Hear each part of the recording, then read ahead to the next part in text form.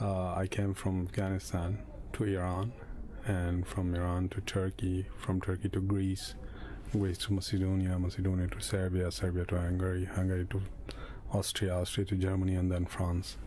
And when we were crossing Turkey to Greece, our dinghy was drowned. So we were like 74 people person in a dinghy, and the waves was too high, and the dinghy was full of water, so it got drowned and the engine stopped.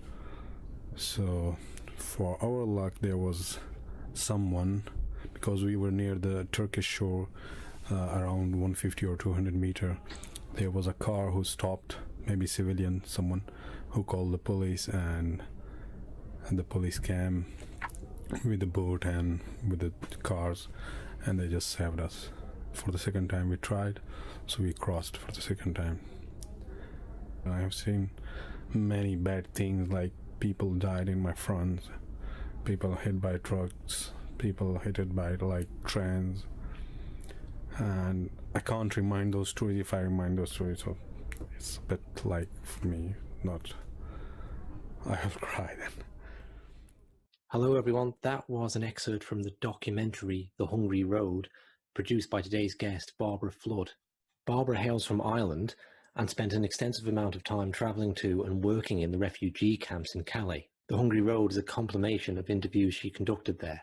In this interview, I asked Bairbre about her experience there, the kind of people she met, what their reasons were for taking on the perilous journey we've just heard referred to, how working there affected her views on such things as open borders and freedom of movement, and the kind of reaction she received when she went back home. I start out by asking her what the initial shock was like of being exposed to such an environment. Yeah, obviously, like, Jesus, it's a shanty town. Like, it was obviously, I haven't really been outside Europe much, and yeah, it was a shock because it's France, and you're going, oh my God, how can people live like this in France? But then it's funny, you get used to it. So I don't know, you kind of, the dirt and the conditions and the cold, and at that stage it was very muddy, and it was, people were still in a lot of tents. They didn't have shelters yet at that stage.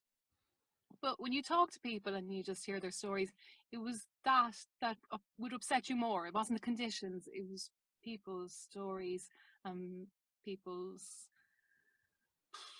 just at the end of their tether. Just, they'd come and they were just kind of stuck here now at this final border, and they were still trying to cross, obviously, to England, a lot of them, and it was just really difficult. So are these mostly Syrian people? No, mostly I would say Afghan and probably Sudanese, with a lot of Eritrean and yeah, Syrian. Not that many Syrian people in Calais. Certainly by the time I was going back over in March, there would have been less Syrian there. Okay. Kurdish people. Did you get a sense from them as to why this has increased so much in the past few years, with so many people from diverse locations? I think people have always been coming through Calais. It's just that they started putting in better controls there. So the English government invested millions in more border security to stop people getting through. And I mean, because I met people there from Afghanistan that had actually been living in England and gotten deported back to Afghanistan, and then come back up and were trying to get back over to England. And whereas 10 years ago they were able to cross from Calais easily enough, now they were finding it more difficult to get and over. What's the appeal of England for them as opposed to any other European nation? You know, like, this was a whole thing. Like, I would just spend a lot of my time saying, you know, what about just claiming in France? What about, you know, just kind of calling it a day? And especially people with kids, or some of the women that were pregnant. It's just, I don't know, it wasn't completely rational. For some people, it was they had family there. That's fair enough. They had an uncle, a brother, just someone, they had a connection. They knew that they'd have a couch to sleep on. Someone might set them up. A lot of black work in England, like, you know, you could get a job pretty easily on the black market. Compared to France, it's a lot harder. So it wasn't, nobody ever said to me, oh, I'm going over because I want to get a council house and live off the benefits. It was all, I want to work. I want to, and my uncle has chippers and I could get a job there. Or, you know, my cousin's a delivery driver. He might be able to get me a job. So work was a big thing. Okay, and they just And they noticed. culturally, just sorry, and they were just into the football teams, or they knew the music. There was a lot of little funny things like that you wouldn't think would be. You wouldn't think that. You wouldn't think a football team would. Yeah, and actually also a huge part of it was that they were treated so badly in France. Right. They had this hope that at least if they went another place, maybe it'd be better. So there was always this kind of thing of just keep going until we find somewhere that actually feels a bit safer, and where they would feel a bit more welcome. And they must have felt absolutely no prospects back in Sudan or Eritrea or Afghanistan to build a life. And that's the sense I get, right? That you would endure that level of hardship, trekking with a family, perhaps pregnant, making this perilous journey either from Afghanistan or across the Mediterranean, and then being prepared to live. What kind of stories did you hear about their lives back home? Yeah, some were had family members shot by Taliban. I'm just thinking of, if I think of it in terms of Afghanistan first, Taliban were a big, big push factor. Like, I mean, the situation there, especially for people whose fathers or anyone had connection with the US or English. Like, there was one guy, I think he was a translator for some, I think maybe the English military or something. But anyway, he ended up here and he was looking for asylum. He wasn't getting it. But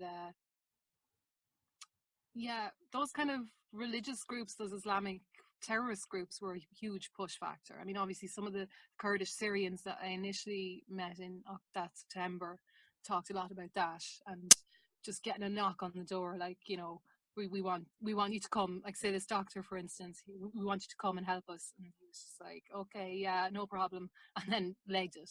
Yeah. It did depend. Some people, their stories, and it sounds a bit funny because like people obviously have to ramp it up. You can't just say, "Well, I just wanted to go to England because I wanted to." Like, for some people, genuinely, they just wanted to have a different life, a better life, their chances. Like, there was one Iranian guy that I knew. He ended up going back to Iran. It was just so horrible in Calais. He couldn't handle it. But he he wanted to train as something. He had no chance where he was living of becoming a farmer, and so he just wanted to go there and do it. And obviously for Syrians it was completely different. They did not want to be in Europe at all. Sure. I never met one that went, oh, I really wanted to come here. It was like we had to leave. There was bombs dropping, and that was pretty straightforward. Or there was terrorist groups working in their areas, or and for them it was like, oh, there was no choice. There didn't feel like there was any element of that they'd chosen this life. It was forced upon them. So that was the first trip over, Barbara. You went back, like, how many times did you go back? Oh, I actually don't know. I lost track. It was more than 5. It ended up, yeah. Oh God, yeah. I would kind of do this thing where I'd come back for a week.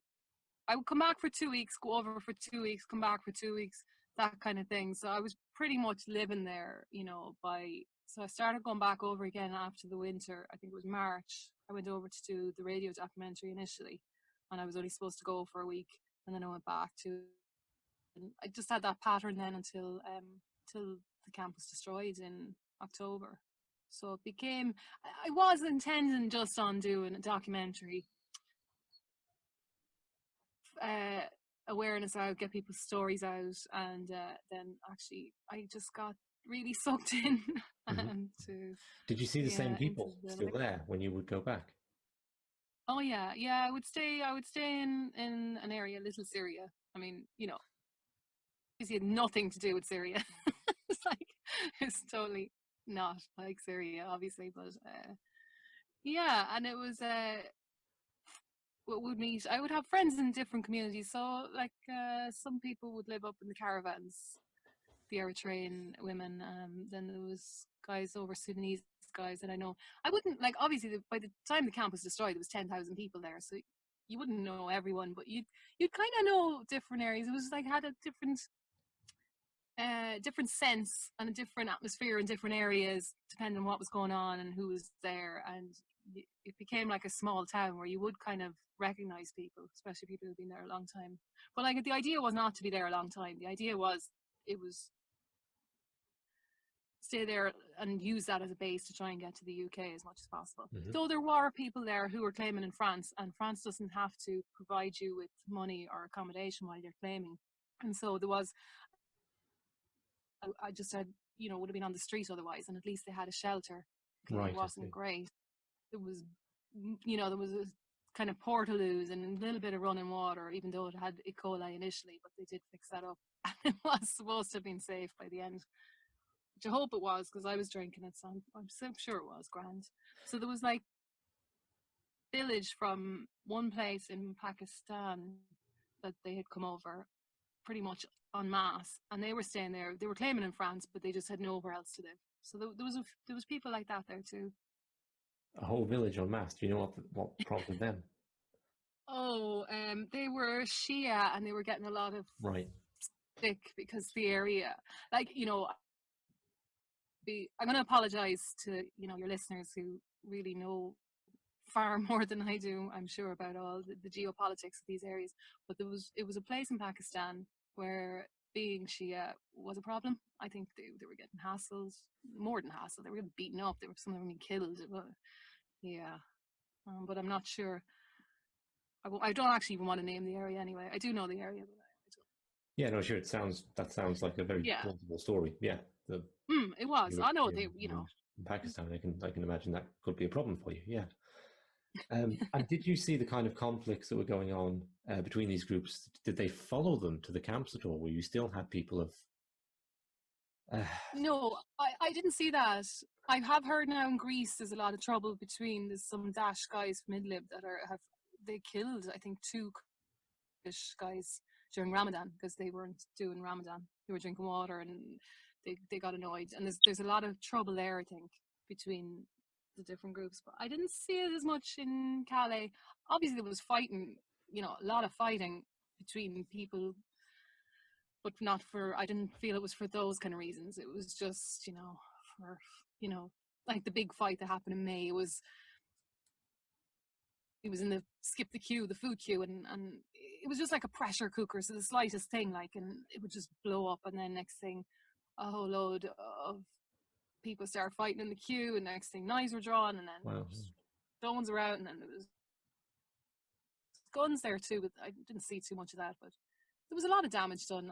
I know one of my friends said that she was sure that she saw dead people, like lying on the ground with blood, with sheets over them, but the hospital never reported any that time. So maybe they didn't want any more trouble, or repercussions from it.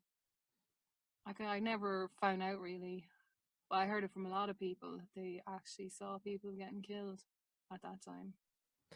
And what was the result of the demolition of the camp? Well, about 4,000 people, I think, were sent to different CAOs. So they're like centres all over France. The kids, it was a total disaster. I mean, oh Jesus. The kids were supposed to have been put on the bus. So the kids were put initially into the container camp, which had been cleared out. And then they were supposed to get on the bus first, but it's a huge melee. Like, they didn't have enough people really to facilitate. It was done very quickly over 3 days. And the kids a lot of them ended up staying there and then running away, and it was just a disaster. But they did manage to get, in fairness, I say this to them, I think about 4,000 people were sent to CAOs. But then that was another kettle of fish then too, because the CAO places were pretty manky.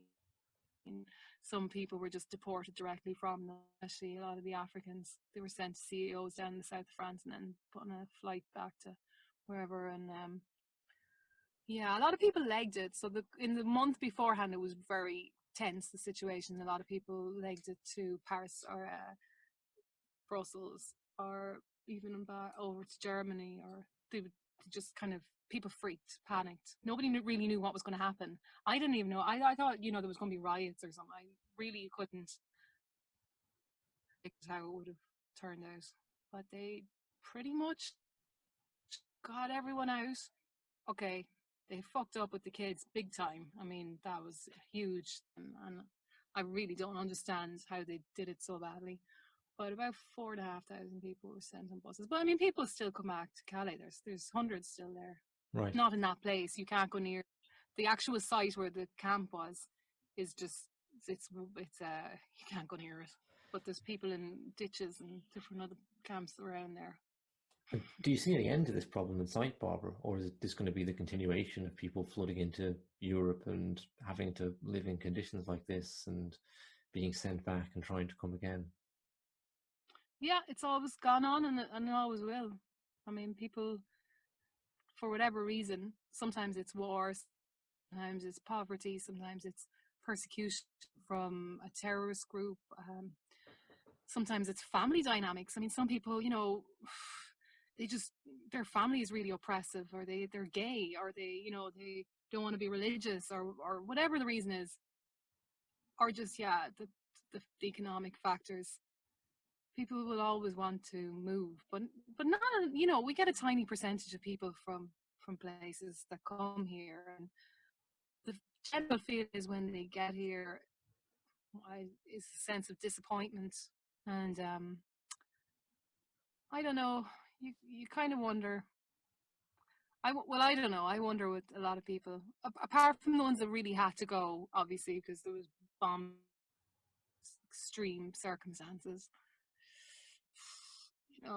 For them, they had no choice. But even that's, they had a choice. They could have stayed and died. And some of them would even say to you, I wish I'd stayed and died. Right. This is just not a life here. They lost everything.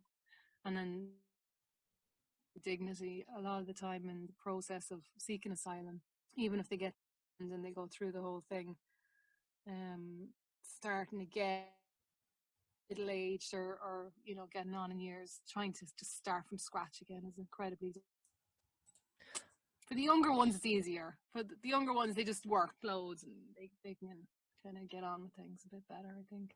So you'd mentioned something to me about the Syrians. There was a Syrian, I think, a man you were talking to, who saw the Afghanis and how traumatized they were from like generations of war, and said something like this. He was concerned that the Syrian children are going to grow up that way, because the Syrian children who are 5 or 6 years old now, who have more than that even, who have known nothing but war.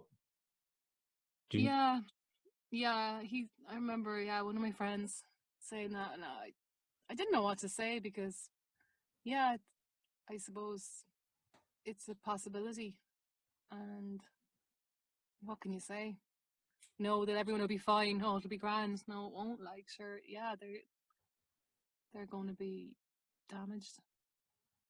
And did you see that more with the Afghanis in the camp, from the kind of trauma that's been going on? I tell you, the thing is, well, I've spoke to a lot of Afghans, and they were just like, oh my God, we have such a bad reputation, and they would apologize sometimes on behalf of some of the kids or whatever, and you'd be just going, yeah, look, obviously not all Afghans are like that, but they did have a reputation, because like the younger ones were just a bit disturbed and wild and aggressive, and just just a bit lost, or completely lost, not through their own fault or anything. It's circumstances had shaped them. I mean, if you see your father getting killed in front of you, or your uncle, or you're just growing up in extreme poverty, and obviously it's going to affect you. Sure, yeah. So, did it change your perspective on things much, spending time down there? I'm thinking particularly of questions about borders and open borders, closed borders, but anything else really. Did you come away with a different or changed perspective on anything? Yeah, I don't know. I mean, I would have been probably more open borders before I went there. I was pretty idealistic. I'm not saying that I think there shouldn't be open borders. I'm not saying that there should be. I don't really know. I don't have a sense that I'm wise, or that I have solutions to this at all. If anything, it muddied it more for me, made it less clear. Like if I tried to think of the big situation, my head would just go fuzzy, and I can't even think about it. It was just enough to just be there and just try and help in whatever small way I could with individuals. Not like, oh, this big faceless kind of mass of refugees or migrants, but just connecting with individuals or with certain groups of people who needed something and help that and maybe make a difference that way. But for the big picture, I have no idea. I really have no idea. I think maybe people, governments and NGOs, well, you know, everyone should talk to people a bit more and listen to what they're saying. You would get more of a sense of the determination people have and the grit they have, and you know, just the balls of steel these people have in being able to survive so much and to keep going and have that dream of getting to the UK or getting somewhere safe, getting a new life. It's pretty phenomenal, and it's not, you know, a couple of I don't know. It would take a lot to stop that. And I'm not even sure if you'd want to. I don't know. I always thought, you know, it would have been a good idea if the English had just, or even the Irish government, who did kind of float this at one stage, just screened some people from Calais before they had to try and do that journey. So it, like, okay, if you could get on a truck or you could get on the ferry or you could get on the train, through the train, or whatever way you could manage to get there, like that 20 miles or 20 kilometers, and you could get there, and then you could claim once you're in England. It just seemed ludicrous, like, because you're putting their lives in danger. There was so many people killed on the roads there. Why not have a system where people could just choose from their country, or say from, you're in France and you want to apply to England to try and get asylum there for whatever reason. Why not do it that way rather than getting people to risk their lives? That part of it just seems a bit cruel and unnecessary. Yeah, sure. Are there any particular stories that stick with you or stand out, or interactions that? Oh God, there's just so many. I mean, I was just really, I just feel very honored that I got to meet a lot of the people that I got to meet. I mean, obviously there was a lot of scumbags there too, and like, you know, your usual, a town of 10,000 people, there's going to be people you don't get on with, and you know, a lot of skullduggery going on, and then add into the mix that people are cold, hungry, or too hot and hungry, or and the awful conditions and under pressure and missing their families. That, I think that was probably the worst part of it. People who had come trying to get over so that they could send for their families, and you know, that loneliness and worry about their families back. That was probably the cruelest thing. I think people could put up with the cold and the wet and the lack of food and shit conditions and being treated horribly, and the tear gas and the rats. Oh my God, the rats. They're like bloody dogs or something there. They were all over the place. But you know, all that you can kind of make a joke about, and there was a good sense of camaraderie, and you know, people would help each other out as much as they could. That kind of stuff you get through. But the loneliness, the family, worrying about your family and friends, and worrying about your country, and like what that guy said, like worrying about the next generation, and just, I don't know, I'm not feeling welcome, just feeling like, oh God, they really don't want us here. It's a horrible feeling for anyone to have to have. Um, and then you get to England, and then you might be another year then with family unification. I know people who just didn't see their families for 2-3 years. Like, and I don't know, that does something to you. Sure, yeah. I mean, I just imagine for Syrians, and I'm sure it's true of a lot of nationalities, but seeing just how quickly this, okay, I don't think people in Europe would necessarily want to live in Syria during the noughties, right? But just from a livable country to what it descended into in a short space of time, and just kept on descending and descending, no end in sight. You know, for Syrians who around 2010-11 time were hopeful for a better tomorrow, it just must be like soul destroying. Mm, absolutely. I mean, the sense of hope that some people had around 2011, and then to just see it, and to just see it getting worse and worse and worse over the years, and no end to it. And knowing that they can't go back. I mean, I think there's some Syrian government guy that said recently, you know, that they're gonna, you know, people who left, who ran away, so they say, you know, that they're gonna get picked up when they come back.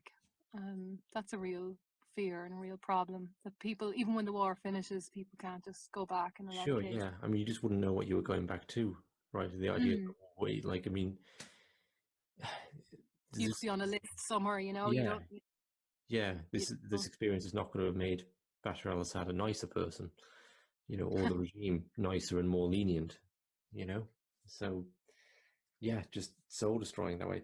Maybe do give maybe a couple of anecdotes, Barbara, of particular interactions you had with people. Okay, I have one actually about this Eritrean guy that was so sweet and so lovely. And one time, I don't know, I given him money for something, phone credit or something. So, oh, and that was the other thing. And when I say I given him money, I hadn't given him money. People had given me money to give to people in the camp, and that was kind of like how that would work. It would be people would do fundraisers in Ireland, or they would just give money. I remember one woman, she gave me money. It was her 40th birthday, and she just asked for donations instead.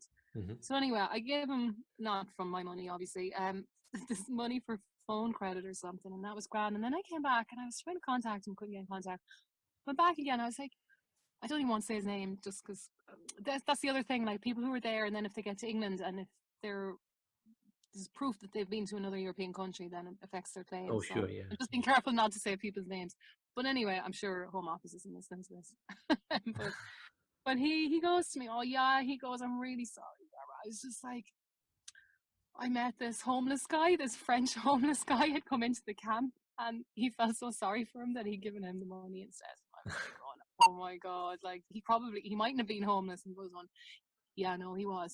He was even worse dressed than the people in the camp. And I was kind of going, I hope he wasn't some bloody French crusty who just came in like, and he'd fallen feeling sorry for him. But I just thought it was so sweet. And then that same guy, like he would always be trying to help people, and just I don't know. Yeah, I should actually, maybe I should think about more of those kind of things. But it is really hard because when you say to try and think of people in the camp, it's like a whole load of people just come really fast into my head, and I don't know how I'd describe them or describe their lives or what they meant to me, because obviously you form very close attachments. Did you find it kind of emotionally exhausting when you were coming back to, I suppose, like you're going into a reality that is not the reality of the people around you back home in Ireland, and Yeah, you're that seeing a was kind really strange. It was very strange. It of, got to where I didn't really want to come out of there. I was quite happy to stay there and do work there and not come back here as much. it must be hard when people It like when you're flipped. coming back Yeah, and people are concerned it about the kind of football or flipped. something, Yeah, or it kind of flipped, and that was the reality, and this was not the reality. right, It yeah. was strange. And I think people have that experience that when they come out of like an impoverished area or a war-torn area, everything back in the Western world feels very false almost. It feels like just Yeah, an illusion, like this is and not and really the way the world and is. and so quiet. I just so quiet. I couldn't. The camp was so noisy, and there was always people around, and there was always no privacy. There's just no such thing as privacy in that kind of environment.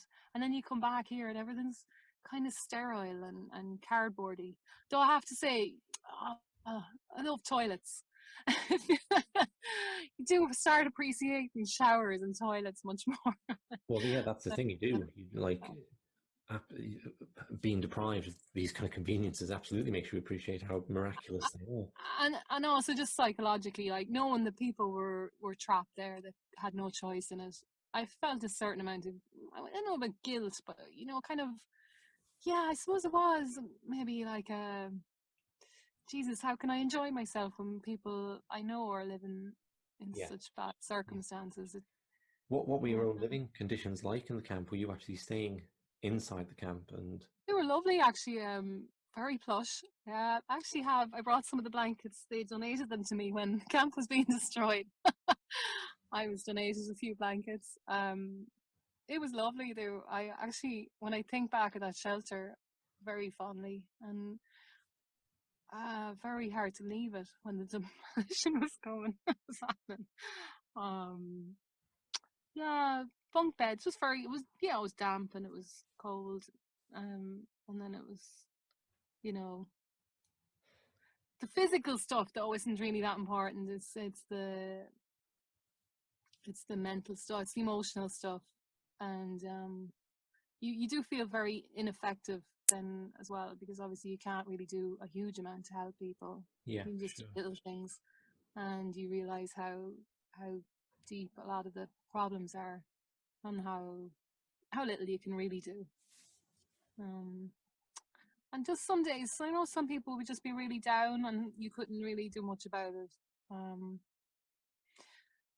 And then that would affect you a bit. But obviously, I try not to cry in front of people. That was one of my rules. God, like. How did you also get on with not just coming back to your home, you know, comparatively comfortable, safe home environment where everyone's well fed and doing okay, but regarding like the reactions of people back home and the wider media reaction, I'm not really so aware of how the Irish media is portraying this, right? But obviously, the British media tends to portray it a certain way about in the more right wing press. I didn't really read much of it, to be honest with you, at the time. I read a lot more, so I went back and I read the articles that were out then and looked at YouTube things since then. But at the time, I wasn't able to. I just couldn't. There's an Irish publication called The Journal here, and the comments are notorious for people's reactions and things. I just couldn't engage with it.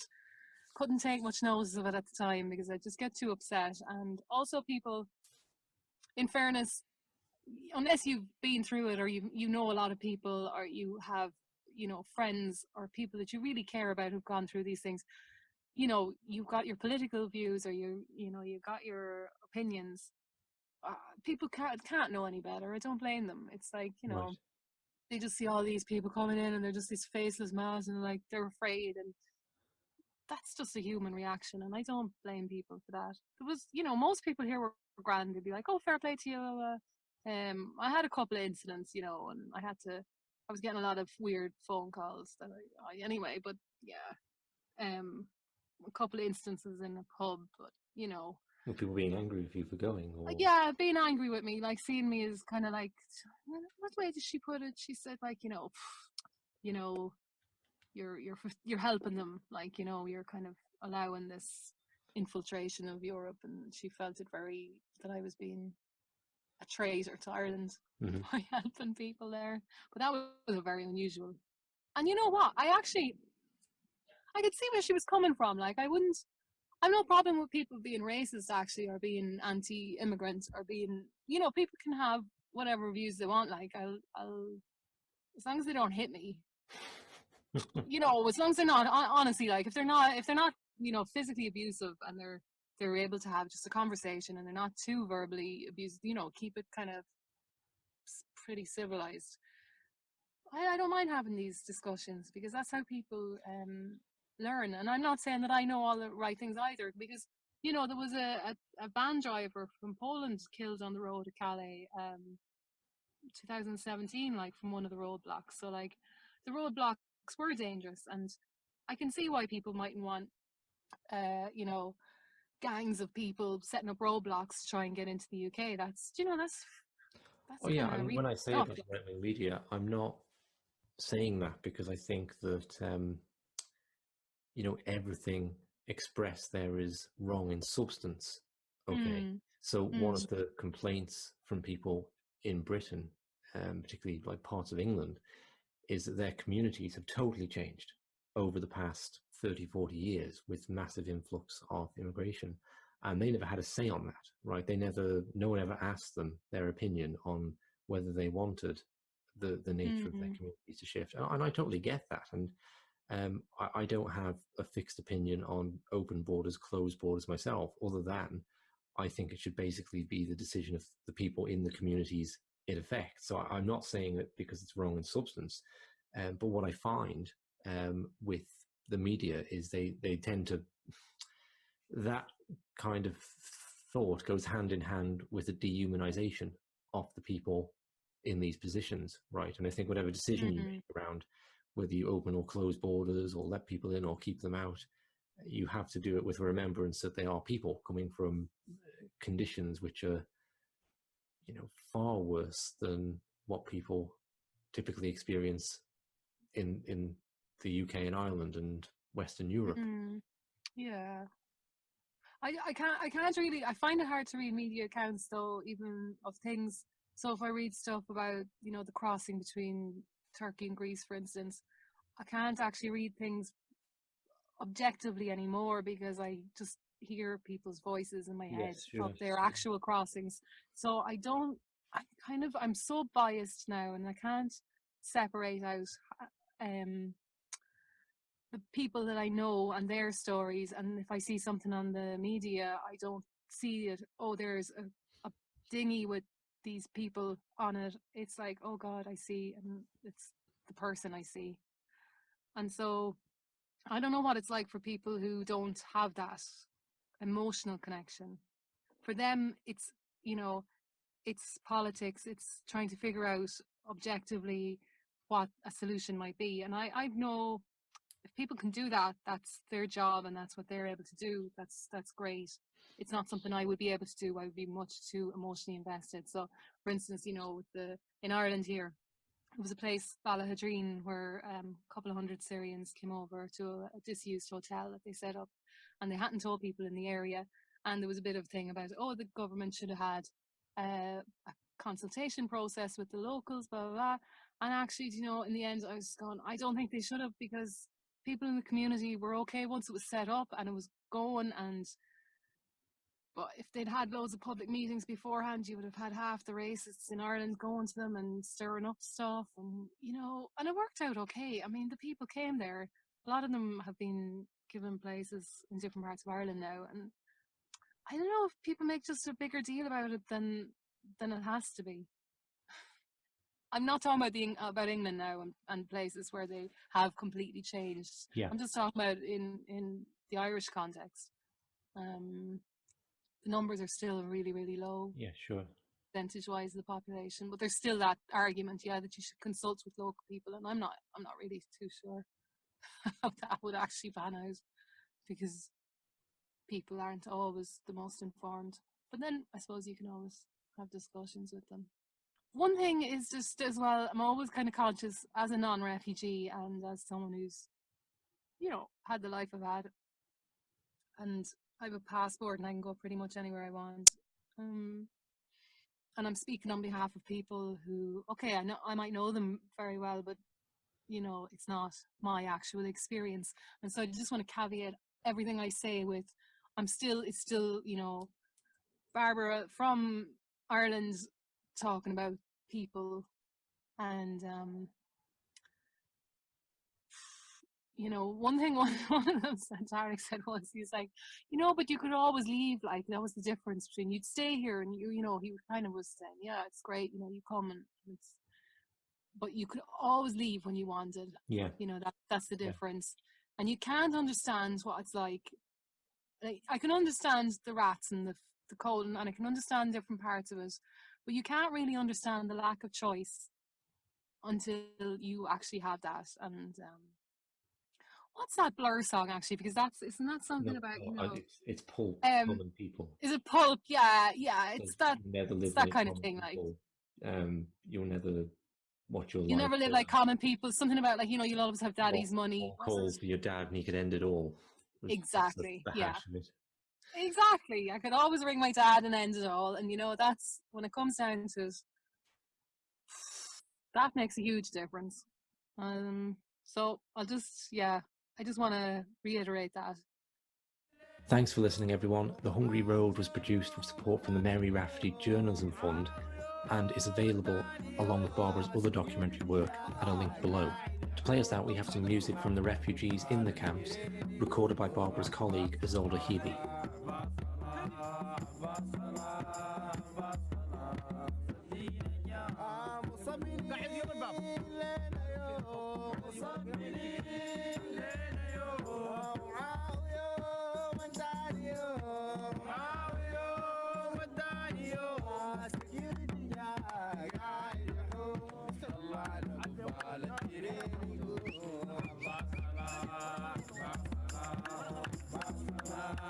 Llevando el